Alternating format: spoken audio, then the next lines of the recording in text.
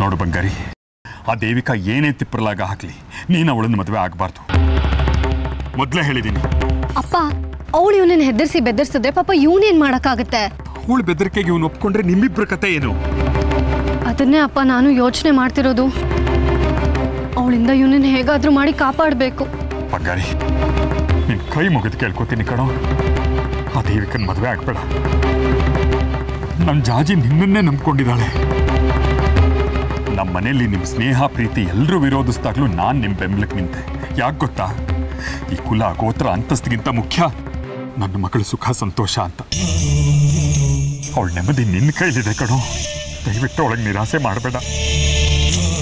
ಅಪ್ಪ, ಇದೇನಪ್ಪ ಇದು? ಬಂಗಾರಿ ಅಂತವನಲ್ಲ, ನೀವೇ ಹೀಗೆ ಮಾತಾಡಿದ್ರೆ ಅವನು ಇನ್ನೂ ಕುಗ್ಗೋಗಲ್ವಾ? ಇಂಥ ಸಮಯದಲ್ಲಿ ನಾವೇ ಅವನಿಗೆ ಧೈರ್ಯ ತುಂಬಬೇಕಲ್ವಾ? ಅವನಿಗೆ ಧೈರ್ಯ ಹೇಳೋದಿರಲಿ, ನಾನೇ ಕುಗ್ಗಿ ಹೋಗಿದ್ದೀನಿ. ನನ್ನ ಮಗಳ ಭವಿಷ್ಯ ನೆನೆಸ್ಕೊಂಡ್ರೆ ನಡುಗೆ ಹೋಗ್ತಾ ಇದ್ದೀನಿ. ದಯವಿಟ್ಟು ಬಂಗಾರಿ, ನನ್ನ ಮಗಳ ಕೈ ಬಿಡಬೇಡವೋ. ನನಗೆ ಆಸೆನಾ ಇವಳು ಕಟ್ಕೊಂಡು ಈ ಜೈಲಲ್ಲಿ ಬದುಕೋದಕ್ಕೆ? ಇಲ್ಲಿಂದ ಈ ಮದುವೆಯಿಂದ ಹೇಗೆ ತಪ್ಪಿಸ್ಕೊಳ್ಳೋದು ಅಂತ ಹೇಳಿ.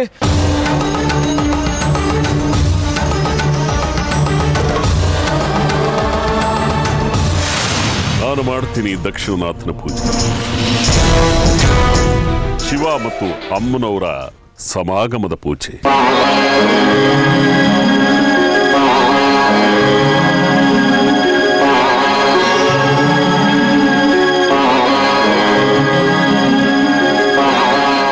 ಅವರಿಬ್ಬರ ವೈಭವೀಕರಣದ ಪೂಜೆ.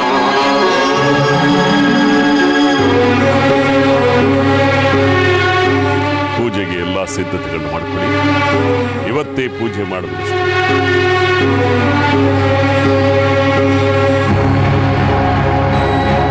ನಂತರ ನಿಧಿಯನ್ನು ತರುವ.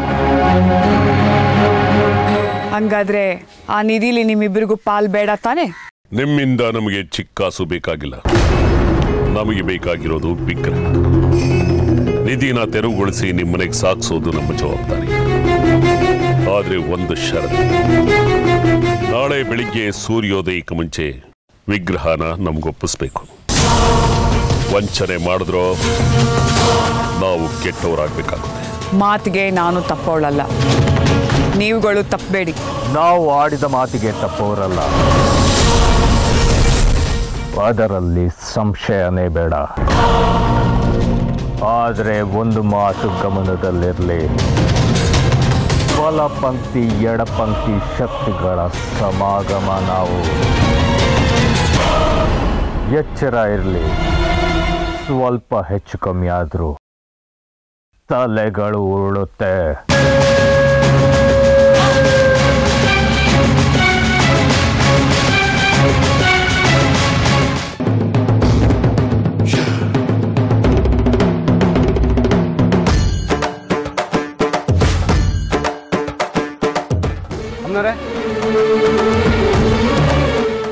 ಹೇಳಿದ ಕೆಲಸ ಆಯ್ತೇನೋ?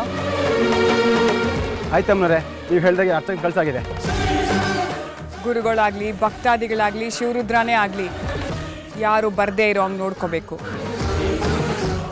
ಹಂಗೂ ಬಂದ್ರೆ ಗೊತ್ತಲ್ಲ ಏನ್ ಮಾಡ್ಬೇಕು ಅಂತ. ಸರಿ ಅಮ್ಮನವ್ರೆ.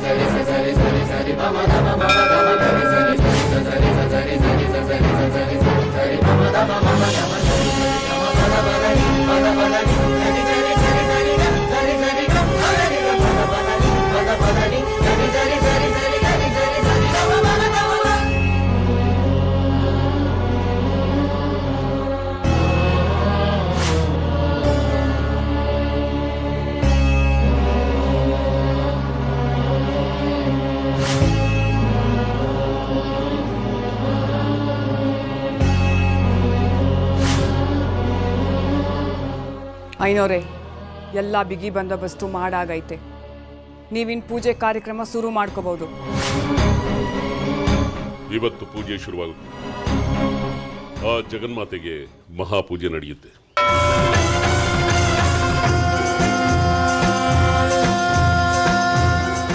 ನಂತರ ಗರುಡ ಮಂತ್ರ ಉಚ್ಚಾರಣೆ ಮಾಡ್ತೀನಿ. ನಿಧಿ ತೆರವಾಗುತ್ತೆ. ಇಷ್ಟು ಮಾಡೋದು ನನ್ನ ಜವಾಬ್ದಾರಿ. ಅಷ್ಟು ಮಾಡ್ರಿ ಐನೋರೆ.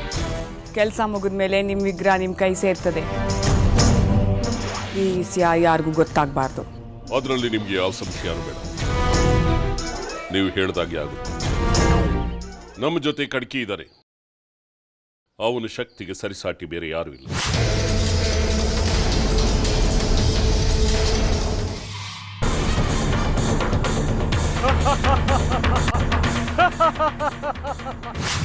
ನಿಧಿ ಸಾಗಿಸೋದಕ್ಕೆ ನೀವು ಅವನ ಸಹಾಯ ಪಡ್ಕೋಬಹುದು.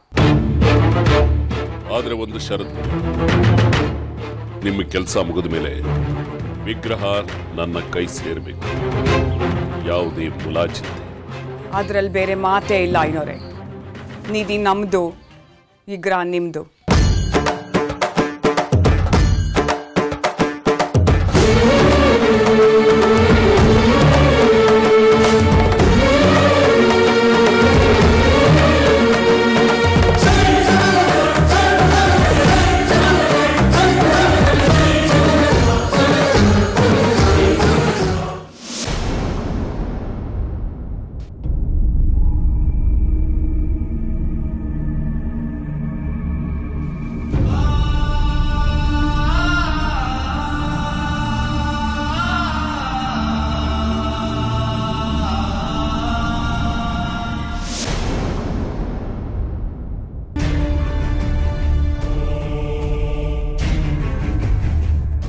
ಎಷ್ಟೇ ಧೈರ್ಯ ನಿನ್ಗೆ? ನನ್ನ ಎದುರೇ ದನಿ ಎತ್ ಮಾತಾಡ್ತೀಯಾ? ನನ್ನ ಎದುರೇ ಬಂಗಾರಿನ ಕೈ ಹಿಡ್ಕೊಂಡು ಕರ್ಕೊಂಡು ಹೋಗ್ತೀಯಾ? ಇನ್ನೊಂದ್ಸತಿ ದೇವಿಕನ್ ಹೆಸರು ಕೇಳಿದ್ರೇನೆ ಚಳಿ ಜ್ವರ ಬರ್ಬೇಕು. ಹಾಗ್ ಮಾಡ್ತೀನಿ. ರಾಮಕೃಷ್ಣ!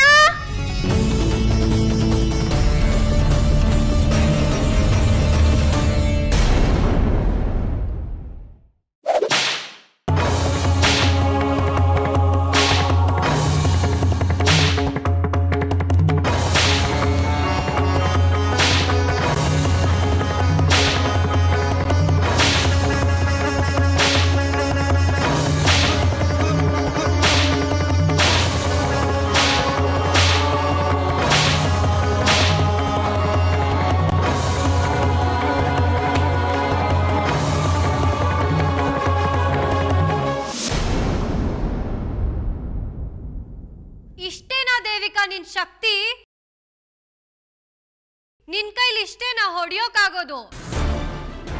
ಬರೀ ಮಾತಾಡಿದ್ರೆ ಸಾಕಾಗಲ್ಲ, ರಟ್ಟೆಲಿ ತಾಕತ್ತಿರ್ಬೇಕು.